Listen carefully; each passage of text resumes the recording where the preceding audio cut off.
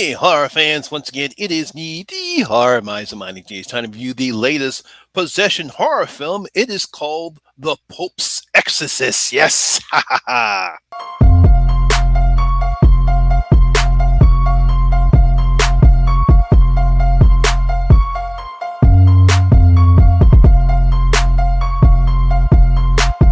Don't fuck with them hoes. Now, The Pope's Exorcist is a 2023 American supernatural horror film. It was directed by Julius Avery. It was written by Michael Petroni and Evan Sipatopoulos. I believe I pronounced his name correctly. It is based upon Father Gabriel Amworth's memoirs, An Exorcist Tell His Story, and An Exorcist More Stories. Yeah, we got another one based on true events horror film. Now, the film stars Russell Crowe, Daniel Zavati, Alex Essos, Laura Manston, Peter DeZoza Finhoney, and Franco Nero. Now, the film follows Gabriel Amworth, the Vatican's leading exorcist, as he investigates the possession of a child and uncovers a conspiracy that the Vatican has tried to keep secret. Oh no, here we go. More secrets get exposed. Ever since Warner Brothers released the horror film The Exorcist in 1973, horror filmmakers have tried their best to create an excellent possession exorcist film that is just as good as this one. I mean, lots of people love The Exorcist, and everyone knows me is my favorite horror film of all time. You just can't get a better horror film like The Exorcist, especially an Exorcist possession film like this one. We had some pretty good ones like The Exorcism and Emily Rose, The Ritual, and The Exorcist 3. We've also had plenty of bad ones. Seeing we have more bad ones than good ones. From The Unborn, The Possession, The Last Exorcism Part 2, The Devil's Inside, and Lost Souls, we see that it's difficult to make a decent possession exorcist film. It's just very hard to do it because they keep doing the same thing that we've seen before in other films like it. However, that might change with Australian filmmaker Julius Avery's latest film based upon the memoirs of a real-life exorcist, Father Gabriel Amworth, called The Pope's Exorcist. This might have a chance. He works for the Pope. Now, after a brief prologue where we see Father Gabriel Amworth does what he does best, we're introduced to Julia, her daughter Amy, and her son Henry.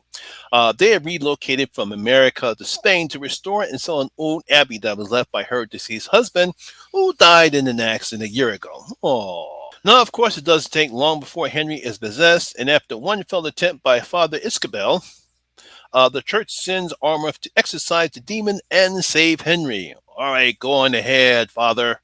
Get that demon out of that boy. So, can the Pope's exorcist exorcise this powerful demon, or will his own sins prevent him from doing so? That's basically what the film is about. Now, I'm sure most horror fans will look at this and say, oh man, here we go again, another bland possession exorcist film trying to copy what The Exorcist did, and will fail just like so many other films have before it. As I stated earlier, we have plenty of films in this subgenre that have failed to live up what The Exorcist did for this subgenre, let alone horror films in general. It's just one poor attempt after the other. Even last year, while I did enjoy Pray for the Devil, a lot of people did not like that one. I thought it was okay, but that's the problem. It's just not really good, decent films in the subgenre. Now, the one good thing this film has that is based upon the memoirs of a real-life exorcist, Father Gabriel Amworth. Now, Father Amworth was an Italian Catholic priest who performed thousands of exorcisms and became one of the most prominent and controversial figures in the Catholic Church. He performed so many that a lot of people felt as though that he was giving the church a bad name because, modern times they want to get away from all the craziness mainly popularized by The Exorcist because people thought that possessed people actually float up in the air, spit out pea soup, and twist their heads around. But it's really not like that. But because of what The Exorcist did, that's what a lot of people thought. And the Catholic Church was trying to move away from that controversy. But he was still, he's definitely one of the most famous and most controversial figures in the Catholic Church. Now, as with many based on true event films, I'm sure screenwriters Michael Petroni and Evan Sipolopoulos put their own spin on this story, creating a decent script for one of Amworth's stories. I thought they did a good job because I'm pretty sure they took some of the elements that they had from his memoirs and put their own spin on it.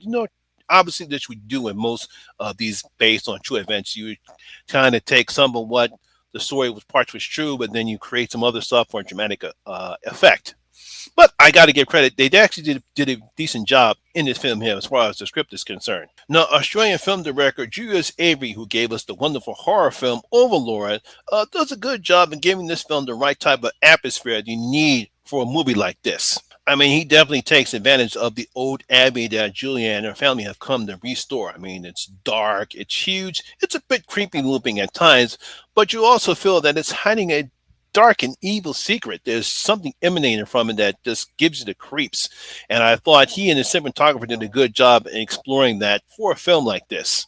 Avery does a good job with pacing because he wastes no time in getting the story move along, and it doesn't take long for Henry gets possessed.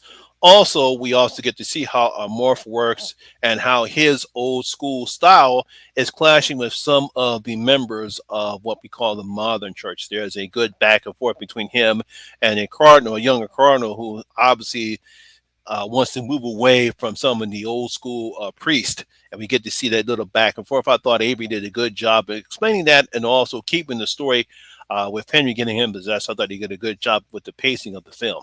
Veteran actor Russell Crowe is simply wonderful as a morph. He portrays him as a battle-hardened priest who knows evil when he sees it, but yet he's still burdened by his failures. We get to see that in the beginning of the film, and then throughout the film, we get to see some of his failures. Well, I'll talk about that later, but I thought Russell Crowe portrayed him very well. Now, Crowe has great chemistry with Daniel Zavata, who plays Father Iscabel, a novice priest who, despite being over his head, finds the courage enough to fight against the demon, try to save Henry. I thought both actors did a pretty good job in their roles. Now, both men have their own sins, as the demon tries his best to use that against them, and we get some nice bonding moments between Ormov and Iscabel. Now, I have nothing against Alec, I think it pronounced is Asol, or who plays Julia. I mean, she does what she can with the script that Petroli and Simplonopoulos have given her, but she, along with Lauren Manson, who plays the rebellious daughter Amy, there are your typical cliche characters, but they do a good enough job that they don't downplay the film. I mean, yeah, we don't get that much character development as far as Julia, her, Amy, and Henry. We get some kind of a little small backstory about what happened to her father, and obviously Hemi's trauma from that incident. I believe that's why he gets possessed.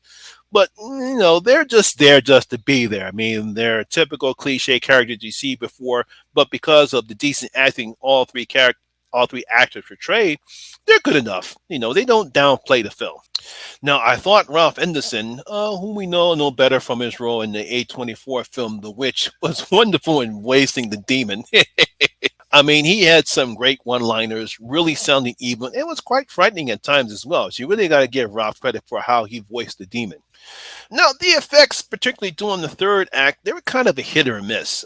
You can see how terrible the CGI was at times, but for the most part, particularly the practical effects that were used, they were effective enough to make the demonic attack somewhat scary and frightening. So you really got to give credit for the effects crew. While the CGI was bad at times, the practical effects make up for that. Now, while this film doesn't bring anything new to the subgenre, it's not groundbreaking anything, but thanks to some decent acting portraying from Crowe and Zavato, a very interesting story, and some decent practical effects, we finally have a decent possession exorcist film to add to the group. I was very pleased with this film. I thought it was a very good, effective possession exorcist film. So I'm going to give The Post Exorcist 3 out of my 5 bloody gold coins. It's going to get 3 out of my 5 bloody gold coins. So like I said before, some decent acting. Saying what you expect from Russell Crowe at this time, because he's a great veteran actor.